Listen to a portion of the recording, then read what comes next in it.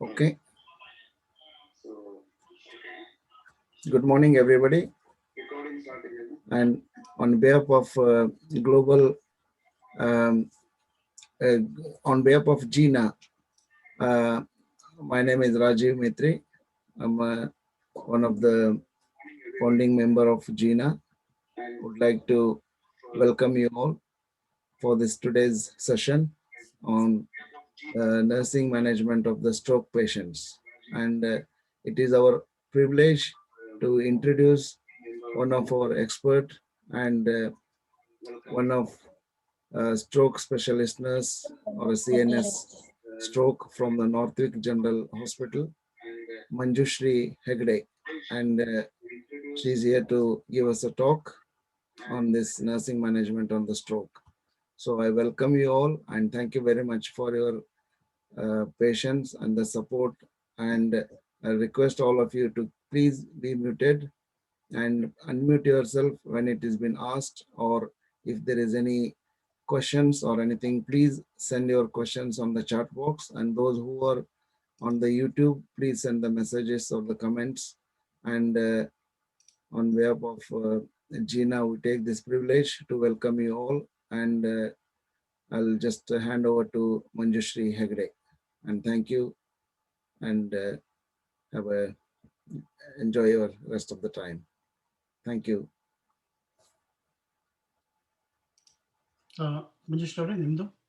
Yeah. Good morning, everyone. Can you all hear me? Yes, we can hear you. Okay, so I am Manjushri Hegde, basically from Karnataka. Have been working in the Department of Acute Stroke, that is called Hyperacute Stroke Unit here in London for the last 11 years. And my role now is of a clinical nurse specialist in stroke. So basically, we are also called the thrombolizing nurses. So let's start with the presentation. Today, I'm going to talk about the nursing management in acute stroke. So let's start with the basics of brain that all of us have. I hope all of us have a brain. Yeah, so moving on to the presentation. So the slides you see now is the structures and functions of the nervous system. So the functions of the nervous system is divided and based upon the area of the brain that we are going to see as in how we move forward. And stroke basically is the part of the brain that is affected. So we are going to see what happens when frontal lobe gets affected, what happens when parietal lobe gets affected, what happens when occipital lobe gets affected, and temporal lobe, and the midbrain, and the pons, medulla oblongata, and so on and so forth. So the slide you see on your screen is the different areas of the brain. Starting from front, we have the frontal lobe, we have the parietal lobe, temporal lobe, occipital lobe, and the back of the brain, which is called the cerebellum. And cerebellum consists the most important structures of our body, which control our breathing, circulation, our cranial nerves, and you name it. Anything that goes wrong with the back of the brain will cause huge problems in our body. So, and then if we look at the transactional view of the brain, that is when we cut our brain mid-half from top to bottom, this is what we see. That is the cerebral hemispheres, which are on both the sides of our brains. At the bottom, we see the cerebellum, which is like a butterfly. If you have a look at it, it's one wing of the butterfly. We have then our brain stem, which consists midbrain, pons, and medulla oblongata. And the brain continues into the spinal column as a spinal cord. So spinal cord upwards, that is medulla oblongata, pons, and midbrain, is all central nervous system. And then when we come towards spinal cord, the nerves that come out of it is called the peripheral nervous system. So in stroke, we are going to concentrate on the central nervous system. And we also see a little blue area there, which is called thalamus and hypothalamus, which consists of the nerves which connect different parts of the brain. Like cerebral hemisphere is connected to the cerebellum. Cerebral hemisphere is connected to the midbrain pons and medulla oblongata through hypothalamus and thalamus. And we hear so many times about circle of Willis. So what is circle of Willis?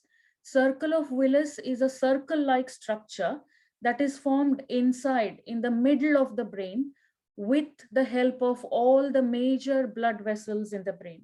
So if you see this, screen on your screen, you can see different arteries that come together in the center of the brain, and that is called the circle of Willis. So it is not just a circle formed, but it is the important arteries that come from different parts of your body and become the circle of Willis. So if you see that, there is internal carotid artery that goes through your neck inside the brain from both the sides, right and left, and it becomes the middle cerebral artery, as and how it reaches the center of the brain. And then there are two arteries which are called right and left anterior cerebral arteries, which supply the front of the brain. And this middle cerebral artery is connected to the anterior cerebral artery through something called as anterior communicating cerebral artery. Same way, from the back of the brain, that is in front of the spinal cord, there is something that travels upward from both the sides of the bodies called as vertebral arteries. So vertebral arteries come from right and left and join to become a basilar artery. So basilar artery travels forward and goes and joins the middle cerebral artery, and the connecting artery that connects both anterior and posterior circulation is called as posterior communicating artery. So all these structures come together in the center of the brain, and it is called the circle of Willis. Why is circle of Willis so important? Because if due to various reasons, any artery there ruptures, or if there is a damage to any of the artery, then it becomes important in determining which area of the brain becomes affected, and the blood comes out of those arteries and gets collected into the brain tissue, and that is called as, what is it called when blood becomes when blood comes out of the intravascular space into the extravascular space in the brain? What would it be called? Any answers? Can they tell me, sir, if I ask questions? They can't speak unless they unmute it, otherwise it will become disturbance. Okay, so we'll come they to can the question send in the chat box. Yeah. Okay. So we'll come to the question and answers later, but this answer, I will answer it for you. So it is called the brain hemorrhage that we are all scared of, and everybody is so worried about brain hemorrhages. So any damage that is caused to the arteries in the brain, and that causes the blood from the intravascular space to come into the extravascular space into the brain tissue, causes brain hemorrhages. So this is our famous circle of Willis. So what is stroke and how does it happen? So there are two types of strokes. One is ischemic stroke and the other one is hemorrhagic stroke. So what is ischemia? Ischemia is when the blood supply to the brain is cut off because of a blood clot in the arteries of the brain. So the arteries we just spoke about can have a blood clot in there, and that causes stoppage of blood supply to that particular area of the brain, and that is called ischemic stroke. And as we just spoke now, when there is bleeding in one of those arteries in the brain, it causes hemorrhagic stroke. So there are two major types of strokes. One is ischemic stroke, and the other one is hemorrhagic stroke. So when both of these happen, there is death of brain cells. And once brain cells have died, they never get back to normal. So what happens? So why do we treat a stroke? We treat a stroke to help the brain reach its highest potential and stop the rest of the brain from dying when the stroke happens. So we are not trying to reverse back the effect of the stroke that has already happened. We are only trying to save the rest of the brain and teach the rest of the brain to learn the activities that the part of the brain that was doing, which has already died. Person who is affected with a stroke never gets back to his normal self. There is one or the other deficit that is always left behind. So it is important to prevent strokes and manage strokes in time. Any delay caused in managing strokes, they say that in a minute's time, some millions of neurons die. So every minute becomes important when we are trying to treat a acute stroke. So what happens when a brain cell dies? We lose functions like movements, sensations, emotions, and that are controlled by the particular part of the brain that is died. And the severity depends upon which area of the brain is involved and how much of the brain is involved. There are some risk factors that contribute to causing stroke, and some are preventable, some are non-preventable. So we call them in medical terms as non-modifiable and modifiable risk factors. So what are modifiable risk factors? They are hypertension, metabolic syndromes like your thyroid, your diabetes, so on and so forth. Heart diseases, alcohol consumption, poor diet, drug abuse, sleep apnea, obesity, physical inactivity, and smoking. Non-modifiable risk factors are age, gender, race, and heredity and family history. These are the non-modifiable risk factors that we can't change, that is not in our hands to change. But on the other side, modifiable risk factors can be modified, and we can prevent these things from coming into our lifestyle and preventing strokes. So as we already spoke about, there are two types of strokes, ischemic stroke and hemorrhagic stroke. In ischemic stroke, there is thrombotic strokes and embolic strokes. Embolic strokes are caused by emboli running inside our blood vessels, which can be generated from your legs, which is from DVTs, which can be generated from your heart because of non-functioning heart valves or atrial fibrillation or ventricular failures. And thrombotic strokes are those which happens because of diabetes, vascular problems, vasculitis, hypertension, and all those stuff. Hemorrhagic stroke, of course, is the bleeding in the blood vessels into the brain tissue. So because of ischemic stroke, there can be something called as a mini stroke or a warning stroke, and it is called in medical terms a transient ischemic attack that we call as TIA in our common medical language.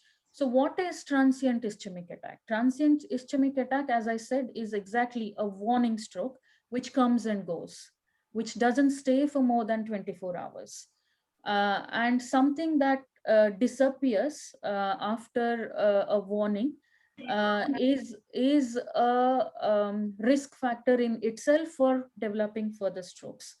So it causes neurological dysfunction, which can be symptoms in your arm, leg, sensations, speech, in your vision. It can be anything, and it can be as good as a stroke. But the only good thing about it is that it goes away in 24 hours time. and it tells us that you are at risk of developing further strokes and you should be careful from now onwards.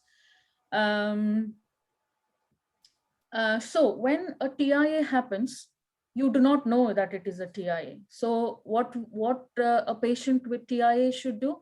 They should rush to the hospital, because we treat a TIA as a stroke, and we try to treat it as a stroke because nobody knows whether it is going to go away or it is going to stay. So it is very important to treat a TIA as a stroke as well.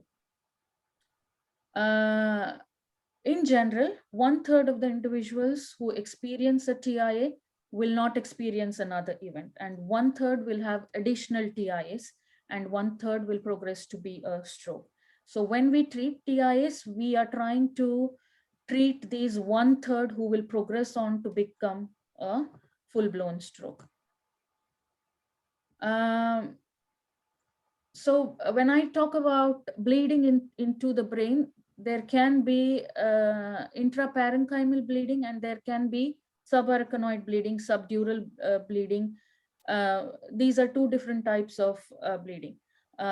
We only consider intracerebral bleeding in strokes only because the mode of treatment for intracerebral stroke is entirely different from the treatment for subarachnoid and subdural hemorrhage and hematomas.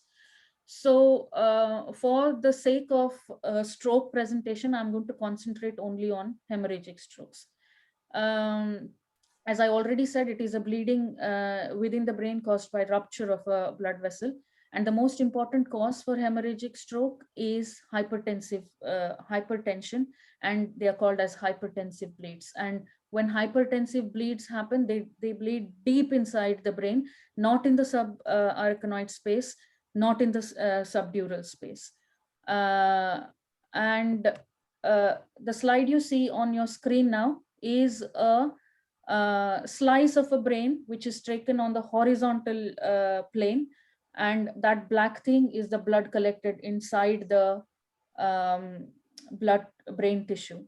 So you can see that blood which is in place of the brain tissue is that brain tissue is all dead brain tissue. So when a bleed happens like this, that part of the brain will stop functioning.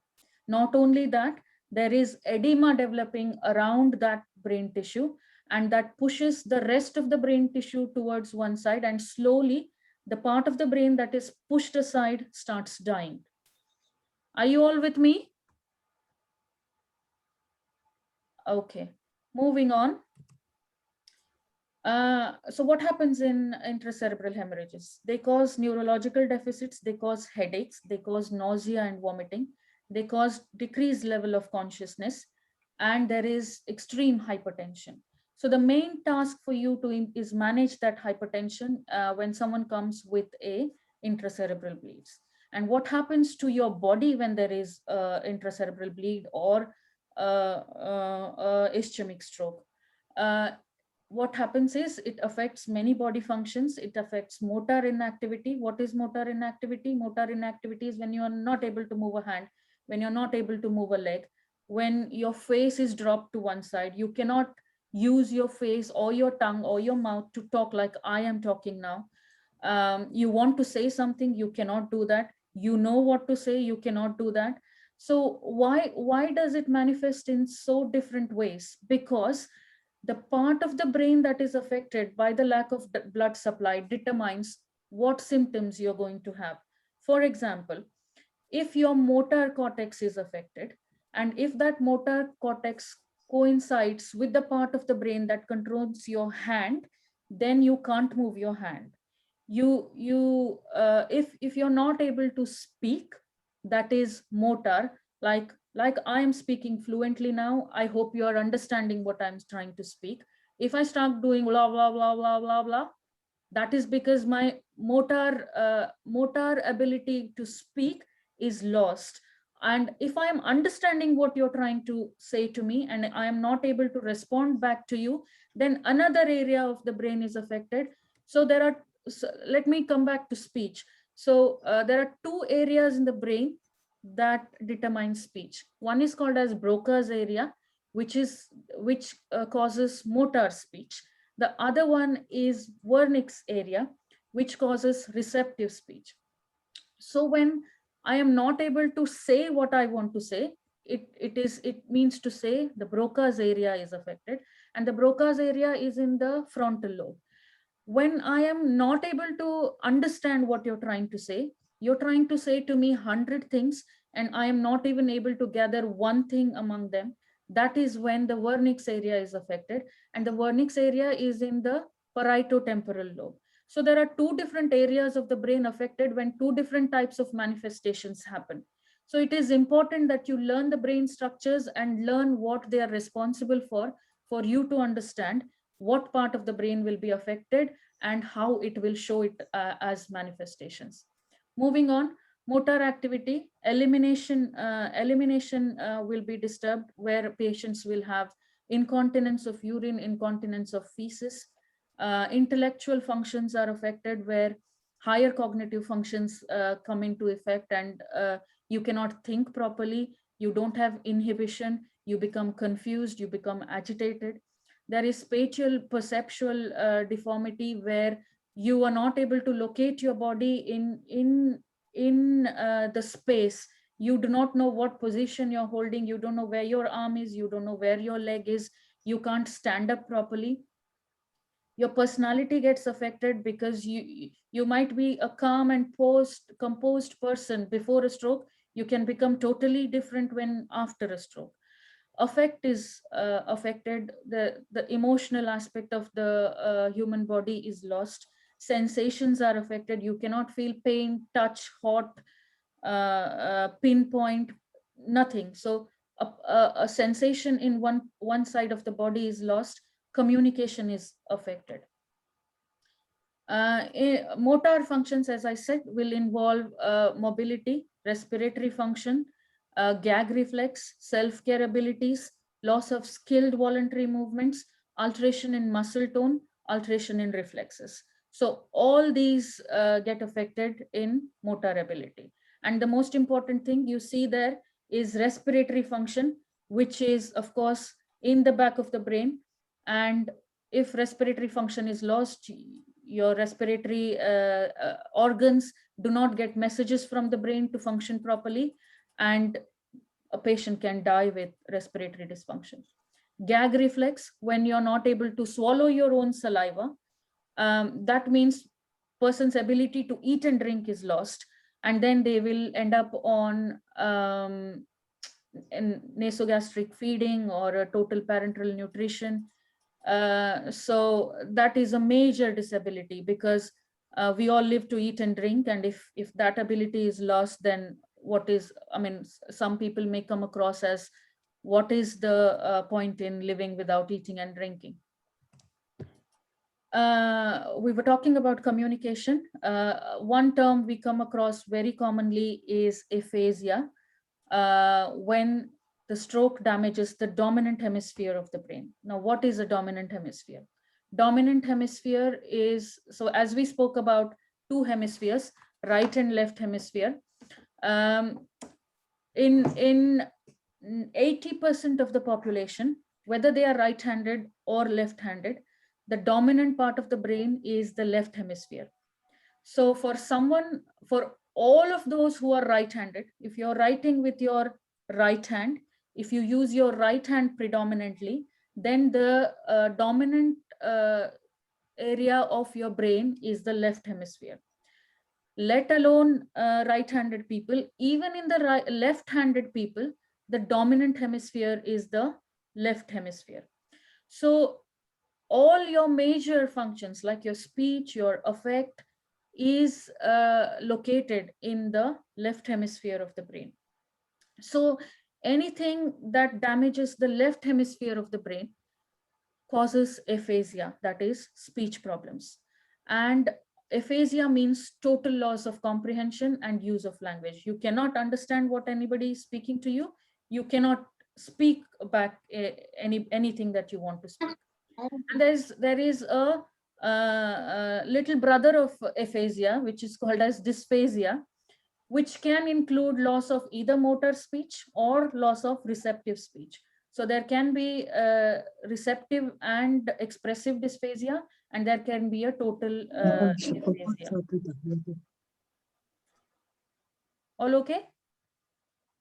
Yep. Yeah, it's okay. Carry on. Okay. So we were speaking about Broca's area and Wernicke's area. So Broca's area is located in the frontal lobe, and Wernicke's area is located in the temporoparietal lobe. And when it comes to global aphasia, there is severe communication difficulties, and person loses the ability to speak. There is something also called as dysarthria, where you're not able to articulate words. In simple terms, how do you assess it? You ask patients to repeat words like baby hippopotamus, which is a tongue twister. And if a person is not able to do that, then it is called as dysarthria. Why does it happen? It happens because we were talking about those connecting fibers in thalamus and hypothalamus. These are situated deep inside the brain, and they send messages from the hemispheres of the brain towards the bottom of the brain to let you connect those words and form it in words. So the pronunciation may be impaired, the articulation may be impaired, and the phonation may be impaired. Like the sounds of the words are not normal as you normally speak. So when we ask patients to repeat after us, the basic words like baby hippopotamus, yellow lorry, or British Constitution, that's because we live in Britain, but you can have anything for anywhere else in the world. They are not able to do that, and that is called as dysarthria. In affect, patients may come across as depressed, frustrated, confused. Emotional responses may be exaggerated and unpredictable. For example, a well-respected lawyer who is very good at his work has a stroke one day and is not able to do his normal stuff, not able to process the brain information that he normally does. He loses the ability to eat and drink. He's not able to move his arm and leg. He becomes emotionally affected, and he gets easily frustrated. So this kind of functions may be lost. Even if you don't see major arm and leg deformity in a person, these things will still exist and affects the daily living. Memory and judgment may be impaired. As we were talking about the dominant hemisphere, left brain stroke is more likely to result in memory problems, speech problems, you name it problems, and the major centers are in the dominant hemisphere of the brain, and anything that happens to the left side of the brain will end up causing you more deformity than something that causes damage to the right side of your brain. So what does right side of the brain cause? It causes, not that right side of the brain is totally useless, it is also important, but it is not as important as the left side of the brain. And some of the functions that are lost in in the right side of the brain are spatial perceptual problems, incorrect perception of self and illness. People refuse to believe that they've had a stroke. They still think they can do a lot of things having the deformity that they have. With the right side of the brain, your left side of the body stops functioning, but the person refuses to believe that their left side is not working, and they want to do things that anybody else will do, and that is even more dangerous because they're not pursuing what is wrong with themselves. Inability to recognize an object, touch, hearing, inability to carry out learned sequential movements like eating properly or writing normally that you normally used to do. So what are the diagnostic studies when a stroke happens? The main and foremost thing that we do normally is a CT scan of the brain. It is important when we are treating the acute stroke because it will help us distinguish whether it is a ischemic stroke or a hemorrhagic stroke, only because there are two different types of treatments for ischemic stroke and hemorrhagic stroke. So what happens in a ischemic stroke? In a ischemic stroke, we try to dissolve the clot that has been formed, whereas in the hemorrhagic stroke, we try to stop the bleeding that has already happened. So there are two opposite ways of how you treat ischemic and hemorrhagic stroke. So these are the diagnostic studies that help us determine whether it is a ischemic stroke or a hemorrhagic stroke. We can do a CT scan, we can do a CT angiogram, where a dye is injected through your peripheral cannula, and then scans of the brain are taken, and the dye goes inside the brain vessels and illuminates the brain for us to understand where the clot exactly is. There is MRI of the brain, there is MRA of the brain. MRA, again, after a dye is injected, the MRI scans are taken of the brain. There is cerebral angiograms, which is again um, dye injected into the veins, and then they try and figure out the time within which the scan is done, so that the arteries are filled and the scans are taken that way. Then there is ultrasonography of the carotid arteries, which is the scan of the neck to see if there is any cholesterol deposits or a blood clot in the artery. Now, why do we only do carotid Dopplers? We do carotid Dopplers because that is the part of your body that can be operated on with regards to your arteries. Not that other arteries do not get plaques in there, not that other arteries don't have cholesterol deposits in there, but this is the part of your body which can be operated, and you can scoop out the cholesterol deposits from the carotid artery. That is the only reason we do carotid ultrasonography. Then we can do lumbar puncture to see if there is blood in the cerebrospinal space. So what is the goal of treatment in strokes? It is prevention of further strokes, extension of the strokes that have already happened, education and management of modifiable risk factors, management of risk factors like diabetes, hypertension, obesity, serum lipids, and cardiac dysfunction. So to manage cardiac dysfunction, the protocol is that we do all sorts of 24-hour tapes, which is Holter monitoring. We do echocardiogram, and we figure out if there are any risk factors from the heart that are posing embolic strokes, which are causing blood clots to be launched into the brain and then causing stroke. So we figure out all those things, and we try to treat those risk factors to prevent further strokes. So how do we treat ischemic stroke? Ischemic strokes are treated with antiplatelet drugs, which are our aspirin and clopidogrel. In the acute stage of stroke, we treat the patient with 300 milligrams of aspirin for the first 14 days, followed by 75 milligrams of clopidogrel for the rest of their life.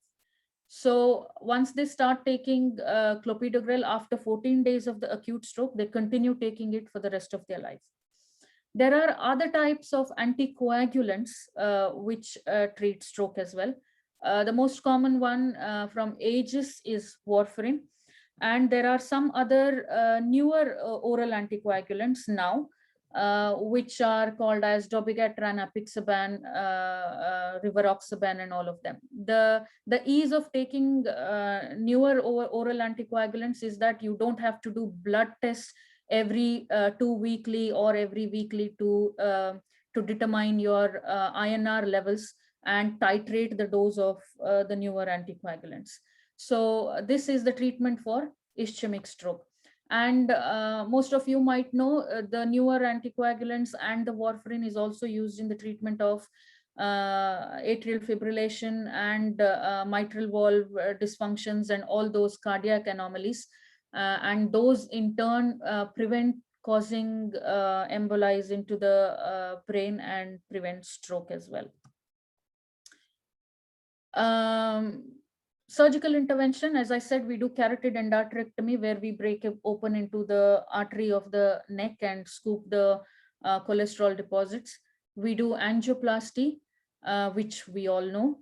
We do stenting of the carotid artery, where a stent is put into the carotid arteries. We do extracranial, intracranial bypasses. So the goal for collaborative care during the acute phase of the stroke is of preserving life, preventing further brain damage, and reducing disability.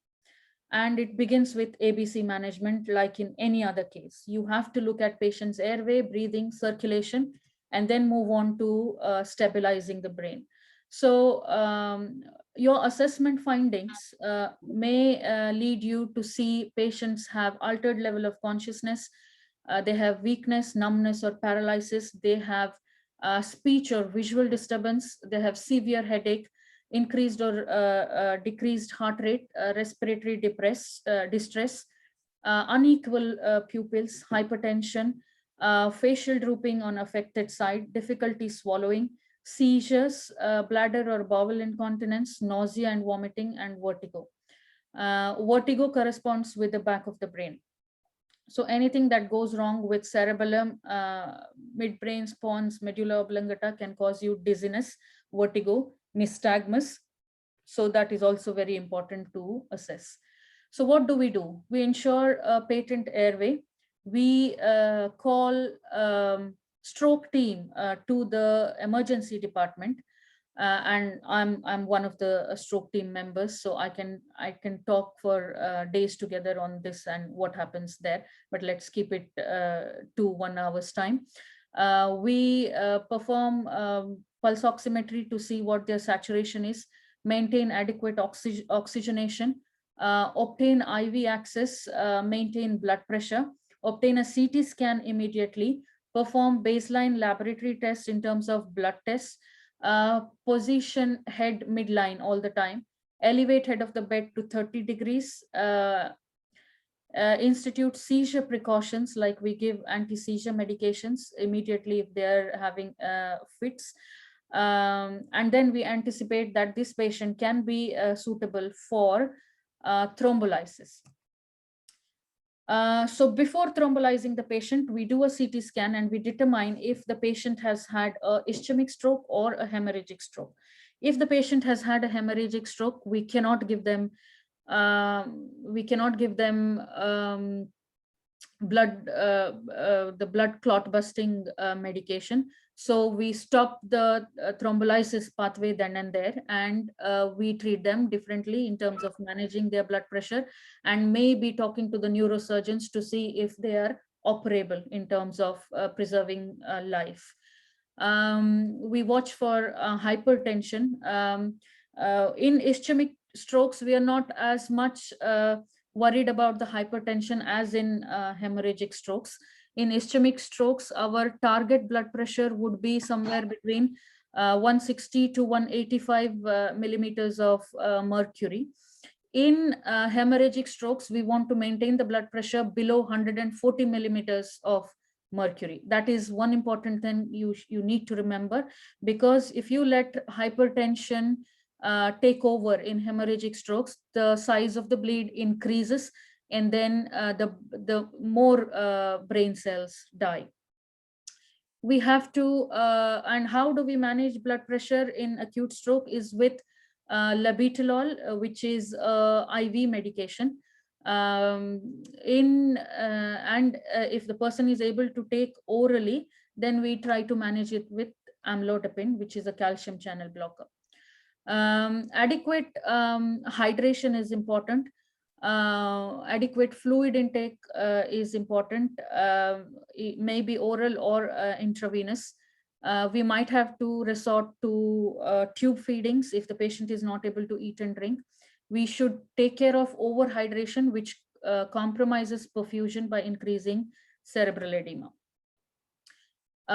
We monitor neurological status, monitor sensory functions, pupil size and reactivity, O2 saturations, cardiac rhythm. And for cardiac rhythm, we put them on the cardiac monitor to see if they are into atrial fibrillation. So what we do in thrombolysis, we give an agent called as tissue plasminogen activator. And this has to be given within 4.5 hours of onset of clinical signs of ischemic stroke. So when a patient reaches emergency department, we have less than half an hour to do our blood test, to do our assessment, to have a IV access, which is insertion of a cannula, to do a CT scan of the brain, and then determine if they are suitable for this tissue plasminogen activator, wherein we see if they have any other risk factors like recent surgery, if they have any bleeding disorders, if they have PPI, if they have peptic ulcers, which can bleed with this tissue plasminogen activator. And we try to administer it as soon as possible. And if the person is at risk of bleeding, then we have to be very cautious while using the clot busting medication, because it is a very, very, very potent blood thinning agent. It is meant to dissolve that clot in the brain, which is causing you the symptoms of stroke. So a whole lot of homework goes on before administering a tissue plasminogen activator. And we have to be really, really careful while administering the medication.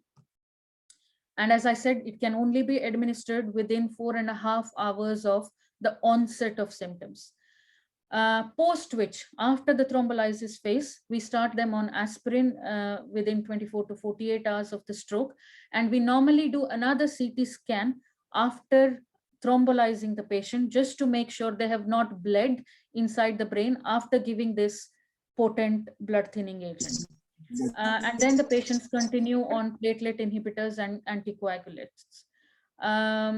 Hemorrhagic strokes, as we said, we maintain the blood pressure within 140 millimeters of mercury, and that is done with labetalol, and we do continuous neuro-obs to detect deterioration.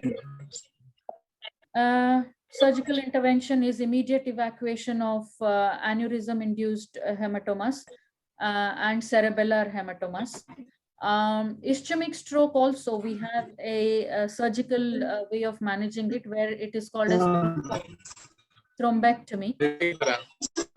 In thrombectomies, there is a peripheral access through the groin, like we do angioplasty, but these catheters are inserted deep inside the brain, and it sucks out the blood clot from major blood vessels. Like we have middle cerebral artery, their branches are M1 and M2. So the attempt is to go deep inside the brain and suck that blood clot out of the brain circulation.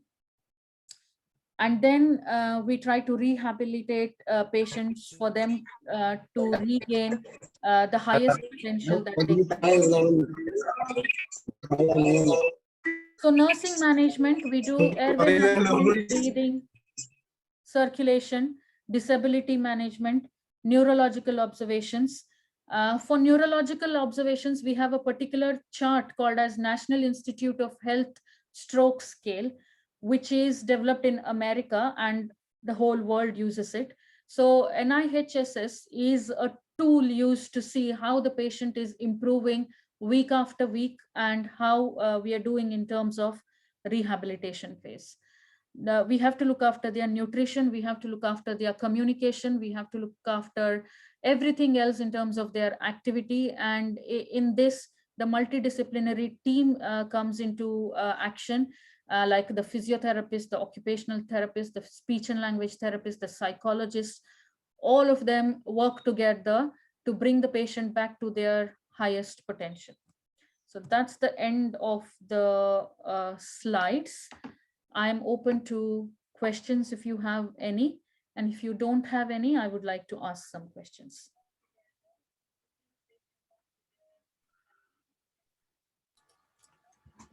Thank Can we you, request Manjushri. audience to Raju, have you got any questions on the chat box? No, nothing at the moment. No. I don't have any question on the YouTube as well. If any audience would like to ask for the question, please raise your hand or put it down your question on the chat box, please. Chat box is open. Possibly I will go to the SS hospitals, possibly. Yeah, I think if you can unmute SS, yeah, they might ask Yes, yeah. something. Yeah. Yeah. Okay. Good morning, staff from SS Hospital. So do you have any questions, please?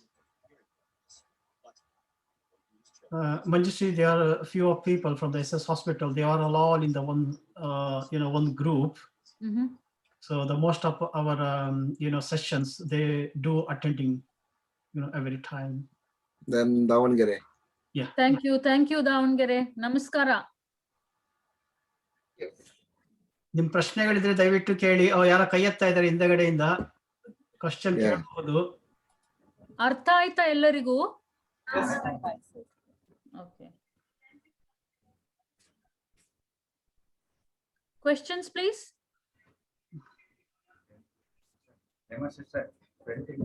ಒಂದ್ಸಲ speech ಹೋದ್ರೆ ಎಷ್ಟು times ಬೇಕು madam recover ಆಗ್ಲಿಕ್ಕೆ? ಒಂದ್ಸಲ speech ಹೋದ್ರೆ ಎಷ್ಟು time ಬೇಕು recover ಆಗ್ಲಿಕ್ಕೆ? ನಾವ್ ಈಗಾಗ್ಲೇ ಮಾತಾಡ್ದಾಗೆ ಸ್ಟ್ರೋಕ್ ಅಲ್ಲಿ ಫಂಕ್ಷನ್ಸ್ ಲಾಸ್ ಆದ್ರೆ you don't get back to your normal self. Once lost is lost forever. Brain cells do not have the ability to regenerate or rebuild themselves.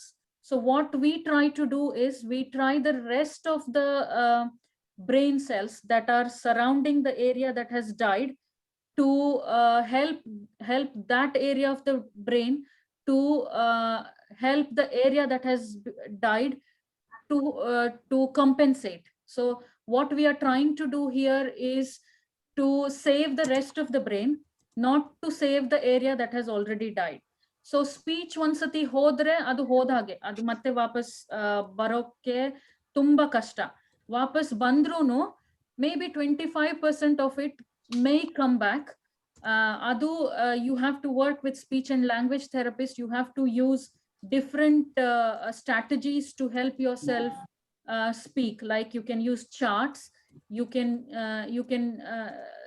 when you live with a person who has had a stroke, you will get to know how they are trying to manage themselves, and whatever suits their scenario can be put in place, and speech and language therapists will work with them to help them get through the phase of aphasia, and they may be able to communicate with gestures, with sounds, with paint, with charts, with pictures and all that. But a person cannot regain the speech that has already lost. Vapas normal namtara nimtara matadakke the chances are almost zero, but I would say 25% of patients will be able to have some sort of communication, verbal, non-verbal, pictorial, gestures and all that, but ability lost is not gained back normally.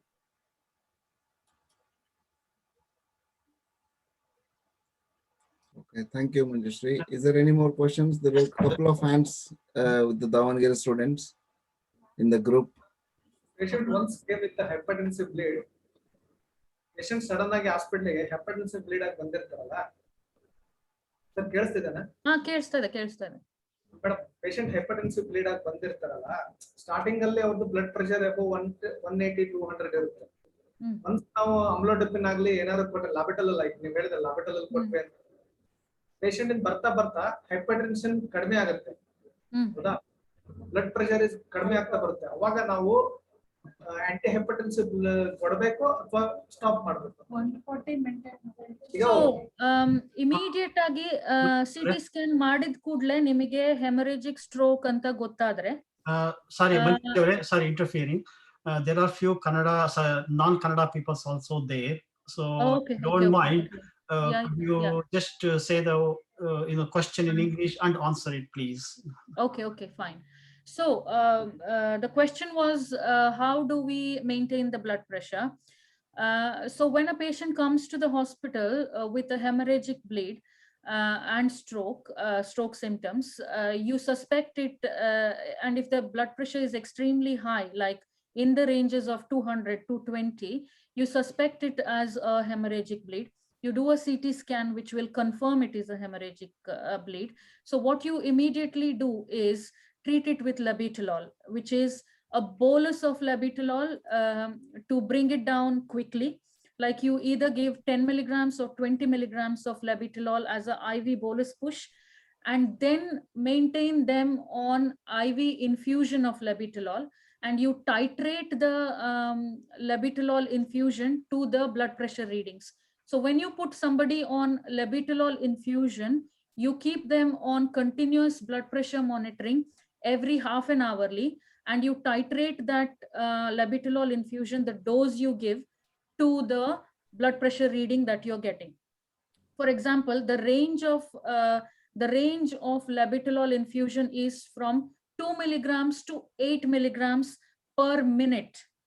Okay, so if you start it as 2 milligrams per minute, you're going to give 120 milligrams per hour labetalol.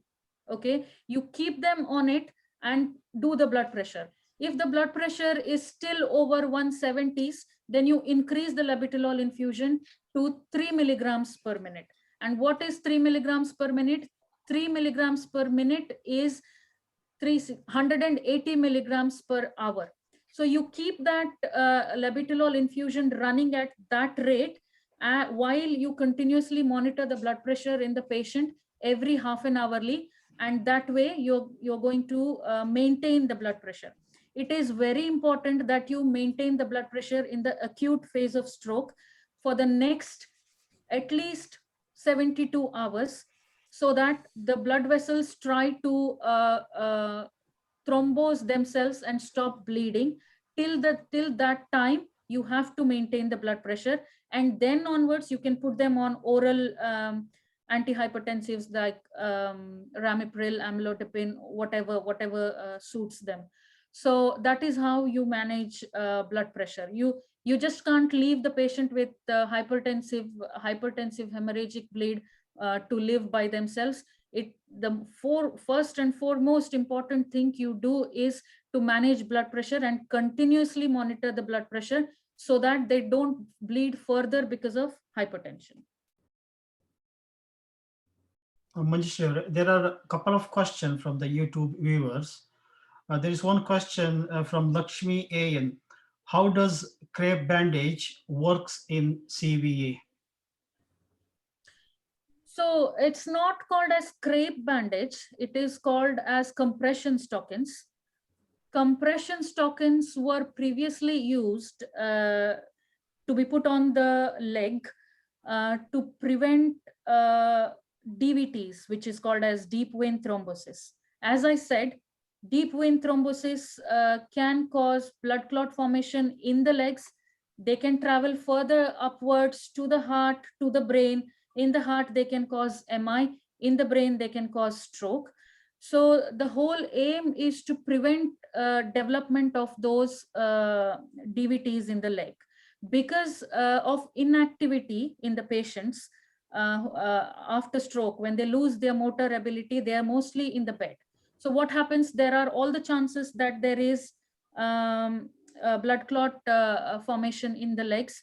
So we want to prevent that from happening, and we want to prevent further strokes and further myocardial infarctions. So what we do is, now we don't use those bandages because studies show that their effectivity is not very significant.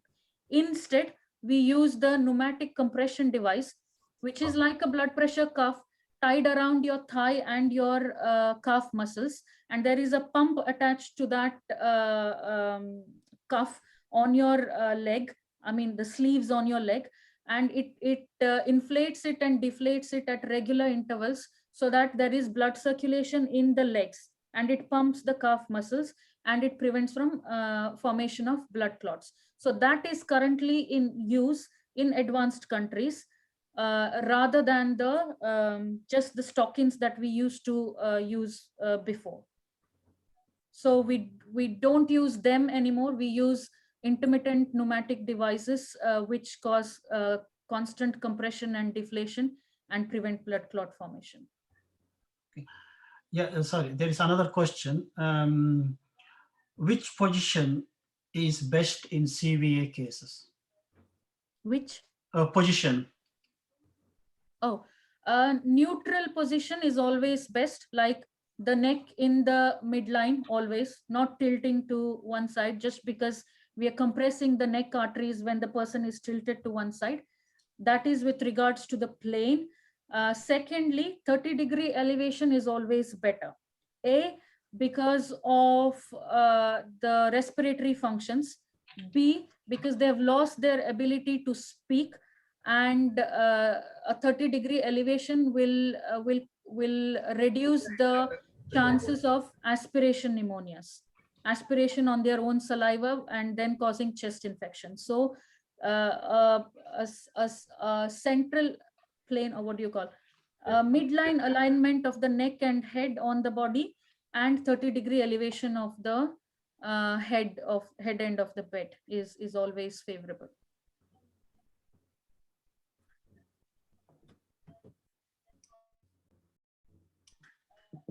Thank you, Manjushri. Any other questions from anyone else, please?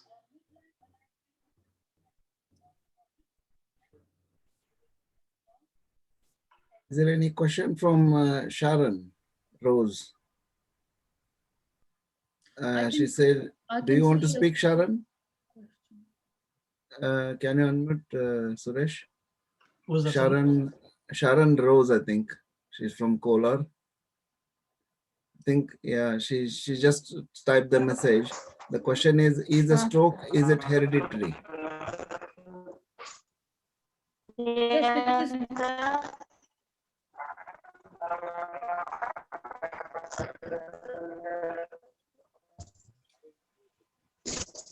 Anju, the question is, stroke, is it hereditary? Yes, as we spoke, there are modifiable and non-modifiable risk factors. Modifiable risk factors can be modified and we can help prevent strokes. But there are some non-modifiable risk factors like age, gender, and family history and hereditary factors, which come from generations to generation. They are caused by genetic mutations and genetic problems in the body, which makes a person more prone to have blood clots, which makes a person more prone to have aneurysms in the brain, or more prone to have blood clots in the legs, more prone to have increased fat deposits in your arteries. So in those cases, hereditary factors come into place. But again, people with hereditary factors can be worked upon, and we can reduce the chances of them having stroke. We can't take off the risk completely. Not only in stroke, you can't take off the risk completely from anybody in any disease condition, but we can work on it. But yes, it is a hereditary disease as well. Manjushri, there is a message from Dr. G. Vijayalakshmi from Sri Devraj College of Nursing. They are talking about classes was very good, simple to the students' level. It is appreciation from the madam. Thank you so much. If Madam Vijayalakshmi, Madam, if you are available, could we ask you to take a couple of minutes to so can I invite you, Madam?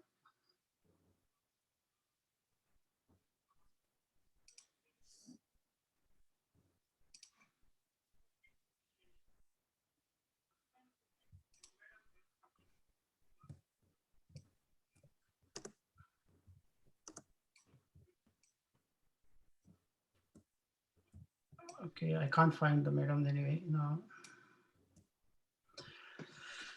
This is Dr. G. Vijayalakshmi. Yeah. Might need to unmute. Yes, sir. Madam, thank you. Welcome, madam. Sir, it was very simple class. and it was very nice really. And our students were having clinical, so we left them at 12:30 because of question answer session. Next time we'll see that, because we could not take any permission, so we made it. We'll see to it next time. It will be there for the question and answer session, sir.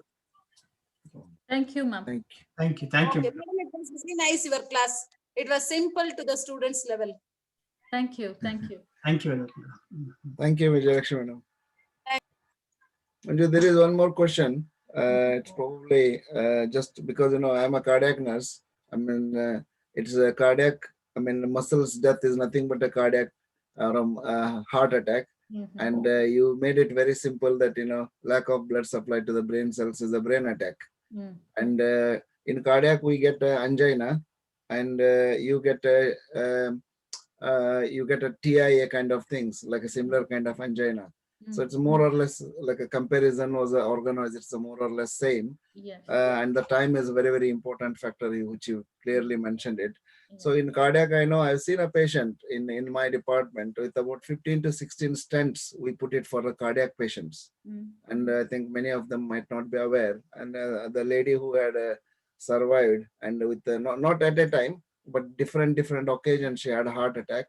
Mm. And she ended up with about 15 to 16. It's like her heart was like a metal jacket. Full of, yeah. And so how many, is there any limitation, or is there any minimum or a maximum things the brain stents can be inserted?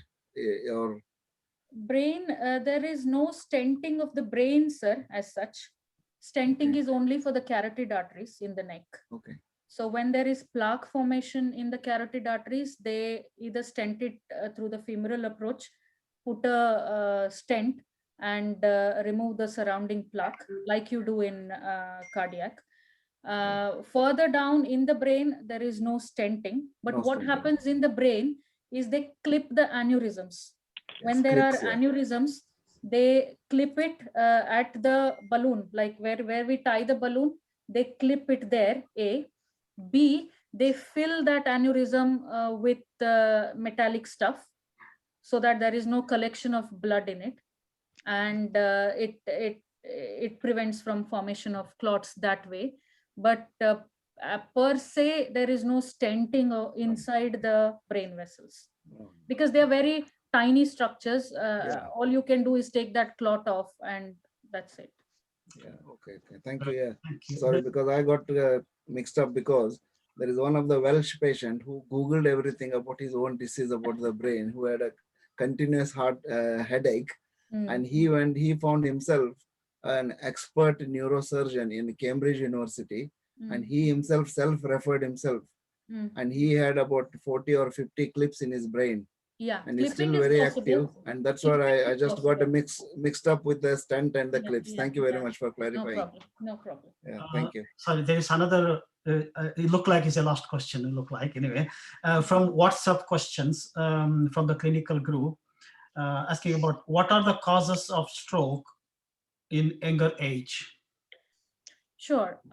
So younger age, the youngest stroke I have seen is a 9-year-old baby.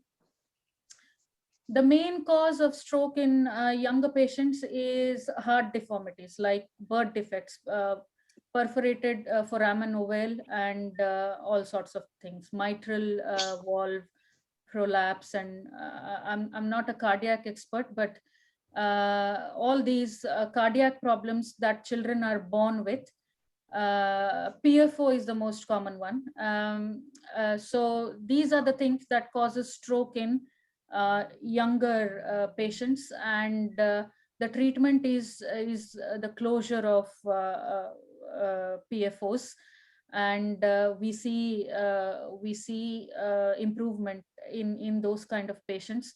The patients with PFOs and closures have lived to become 50-60 years old, and with no stroke at all.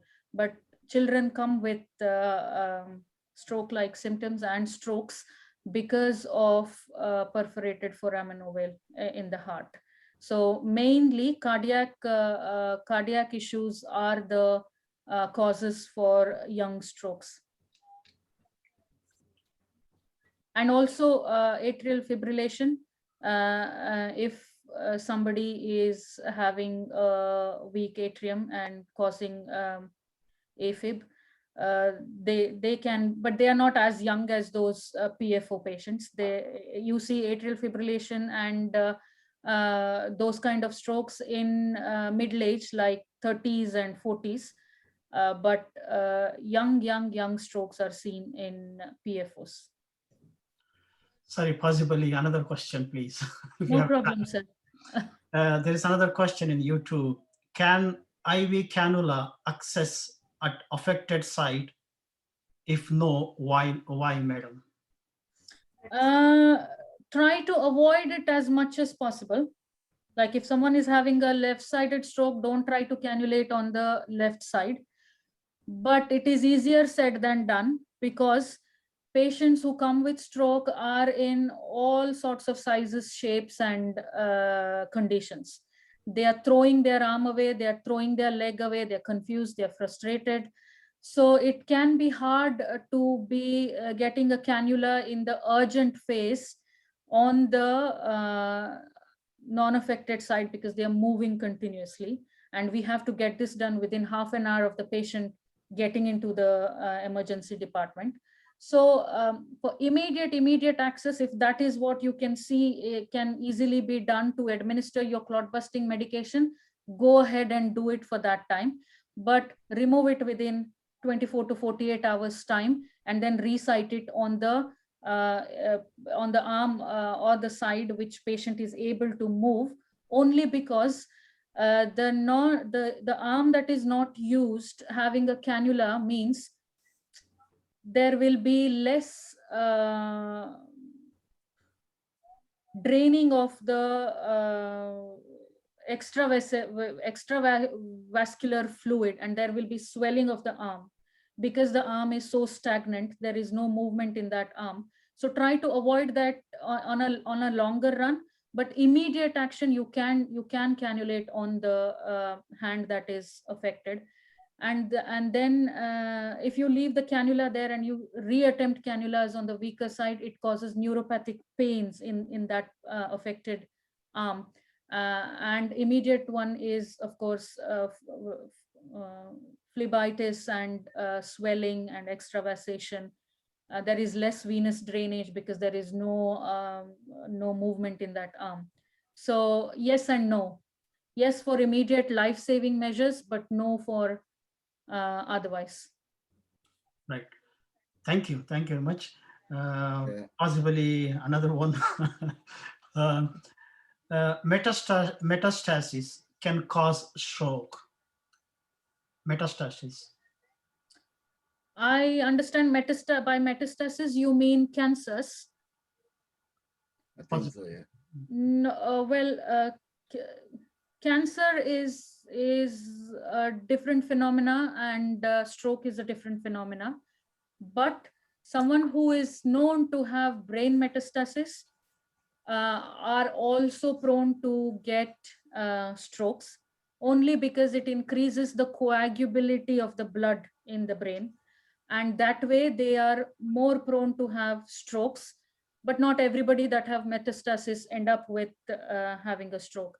And someone who is having a metastatic disease in the brain is first of all treated for metastatic disease, and you can't go beyond metastasis in brain. It is dangerous and lethal in itself. So we tend to concentrate less on trying and finding out another stroke in the brain, because we know there is a reason for why they are behaving the way they are behaving.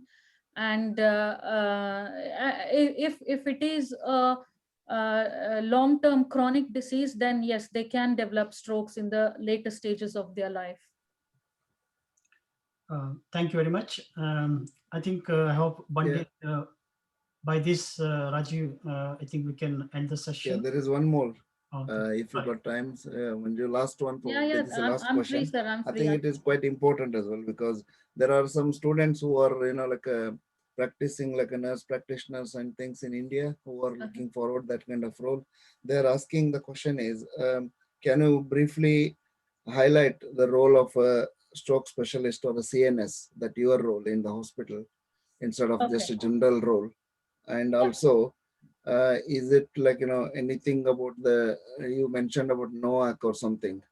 So if you can just quickly highlight about that. That's probably the postgraduate student or a nurse practitioner student's question, that is. Yeah, NOVAC is newer oral anticoagulants.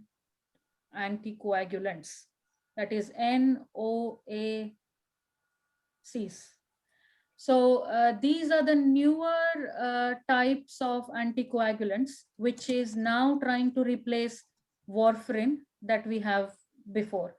Warfarin has been there for ages. And the way warfarin works is when a patient gets put on warfarin to manage their maybe a heart condition, maybe a valvular condition, whatever it might be, they have to go in for vigorous blood testing to see what their INR levels are, and then they titrate the dose of warfarin, and then it takes time to kick in and all that stuff. There is a whole lot of plethora coming in with warfarin management. So what we now do is we use these newer oral anticoagulants, and they work as good as warfarin. And one added advantage of those is that you don't have to go in for blood tests every now and then. One dose fits the person. Like if someone has been put on 5 milligrams of apixaban, then they stay on it for life. They don't get any blood test, and it works in a way that it has to do. That is, it thins the blood all the time and prevents possibilities of strokes and myocardial infarctions, heart attacks, and so on. So nowadays, physicians prefer NOVAX compared to warfarin, just for the ease of patients not to having blood tests in their lives. That is about NOVAX. My role, so I carry a little pager on me when I'm at work. We do long shifts of 12 and a half hours. So from 7:30 in the morning to 8 o'clock in the evening. When I go on the shift, I get a pager on myself. When a patient, one hospital here covers a whole lot of jurisdiction, which is covering, I think, around 15 miles surrounding the radius of our hospital. So any patient that gets a stroke in any of these areas, call the ambulance, and ambulance go to their houses, pick them up. And when they leave the patient's house and they see that the patient has got fast symptoms, it used to be just fast, but it is now be fast. Fast was initially face, arm, speech with regards to time. And if they're within 4.5 hours of the window of them having the stroke at home, they would initiate a response to the emergency department in the hospital. When the emergency department in the hospital gets a call, they say there's a fast positive patient coming into the hospital within 20 minutes time. So as soon as the hospital gets that intimation on phone, they initiate a quick response on the pager that we are carrying. So on the pager, we get a message saying fast positive coming into the ED in 10 minutes time. So within 10 minutes, we rush to the ED, we wait for the patient, assess them quickly, establish an IV access, do all sorts of blood investigations, run the patient through the CT scan, go through the exclusion criteria for thrombolysis to see if they have any bleeding disorders, they've had any surgeries, if they've had a stroke in the past, all sorts of questions we ask. And then if the patient is suitable for thrombolysis, depending on what the CT scan shows, whether whether a lot of brain is already affected, whether some part of the brain can be saved at this point of time, whether the patient has bled into the brain.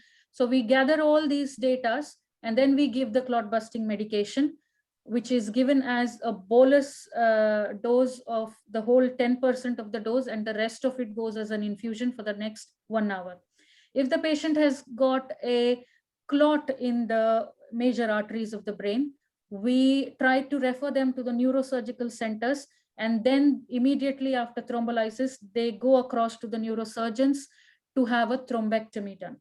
If the patient bleeds into the brain, and if it is a easily accessible area of the brain to remove the blood out of the brain, then we refer them to the neurosurgeons while we manage the blood pressure throughout their way to the neurosurgical centers. So this is the role as a thrombolizing nurse. Apart from that, we also see TIA patients in the clinics, where we run them through their history, their symptoms, their medication history. We do a whole lot of tests like carotid and carotid Dopplers. We do 24-hour tape on them. We do echocardiogram, just to make sure we can treat any possible risk factor that is existing to prevent further strokes. So this is what I do on a daily basis. Sorry, Manjushri. Thank you. There are another questions are keep coming. I don't know either you have it, if you have it time, so you can. I have time. I can answer them. No, we have time, but Thank you. other audience, you know, you have to think about the audience as well. So anyway, other one quick question about the warfarin giving at 6 p.m. So why we give the warfarin at 6 o'clock, 6 p.m. I don't know There any is- reason. There is no such reason as why we have to give it at 6 p.m. But it is to avoid other food stuff that is high in vitamin K. So, for example, if there are some food stuff that are high in vitamin K, like green leafy vegetables, fruits like kiwi, which interfere with the warfarin's working. Like if that also works with regards to the way the warfarin works, then the effect is magnified, and we don't want a magnified effect on INR levels. So we try to avoid it during other food stuff, and we keep it at 6 o'clock.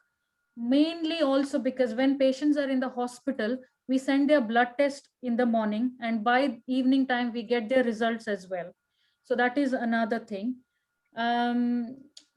I can only think of these two things really. Exactly. Yeah. And to have a regular time for it, like we know we take that warfarin at 6 p.m. and we have to be careful about warfarin. Like if a person is put on antibiotics for some other infections, then the INR levels become up and down when they are taking warfarin. So we have to be careful about what time we space those antibiotics and the warfarin. Or otherwise also in general, when the patient is on antibiotics, the warfarin levels tend to be up and down. So the safest time possible is 6 p.m. in the evening, and everybody knows that in everybody's head that you take it at 6 p.m. and don't mess up with warfarin. And just to add that, I think in UK, most of the people here, they have their evening tea, or they call it as a meal in the evening time, so they don't miss that medications as well. Yeah. That might be another one reason. Yeah. Thank you. I think there is only one last question. We will take that last question from the chat box, and we should end up the session, Rajiv. Yeah. Yes. Okay. So if the patient is having a hemiperiasis while ambulating the patient, which side should be supported, affected or unaffected? So the most important thing is to bring the patient to the hospital. Don't worry about what position they are in while they are getting ambulated, because the ambulation hardly takes less than 20 minutes time, because I believe there are hospitals based in India and in UK within 20 minutes reach to every patient. But in general, avoid lying on the affected side, only because there is less venous drainage when person is lying on that side and they're not able to move that side. So basically avoid the side that the patient is affected, and that's one rule that holds good for every patient, not only with stroke, any other disease condition. Avoid the side that is affected, because you don't know what you're doing to the side while the patient is lying on it. So Non-affected side, you can lie the patient on the non-affected side, but don't pay attention to that while ambulating the patient. Bring the patient to the hospital as soon as possible. Thank you. Thank you very much. I think we can go on the vote of thanks, Rajiv. Yes, yeah, okay. Excuse me, sir. Yes, please, quickly. Madam. ಹೋಗಿ ಪರವಾಗಿಲ್ಲ please ಓಕೆನಾ ಮಂಜುಶ್ರೀ ಅವರ ನಿಮಗೆ Okay, okay, sir. How to differentiate TIA and stroke? How to differentiate in casualty before CT or DWMRI, and after DWMRI CT, if any finding in TIA case? So MRI is a time consuming investigation. We don't do it immediately in the ED, and not advisable, because CT takes 2 minutes, MRI takes somewhere between 15 to half an hour to do, and that half an hour lost is some millions of brain cells death. So MRI is not advisable in treating acute strokes. So when you do MRI, you are able to differentiate between a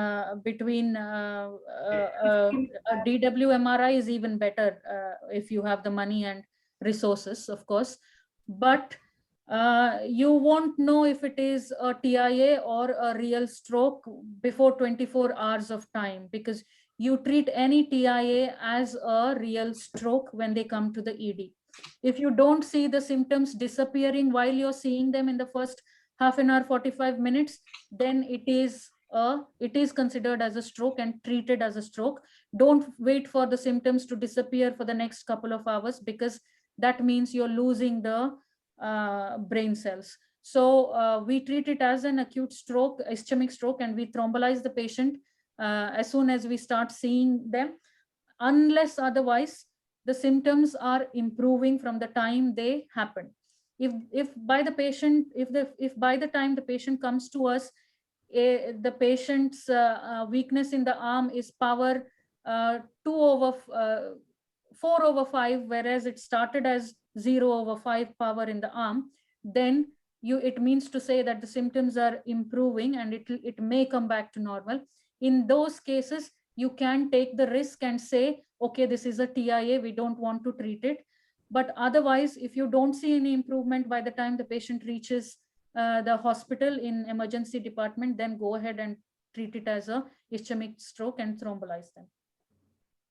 But MRI, as I said, not advisable in the acute phase.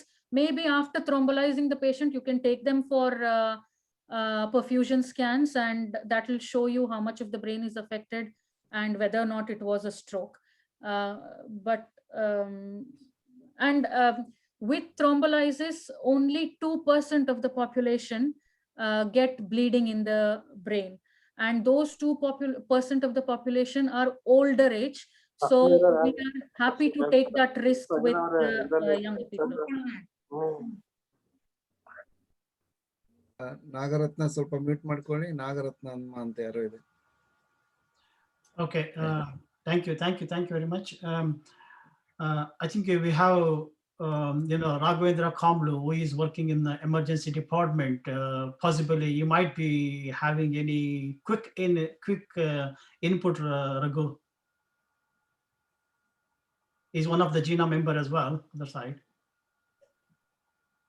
Hello. Hi. Yeah, I'm working as a advanced nurse practitioner in emergency department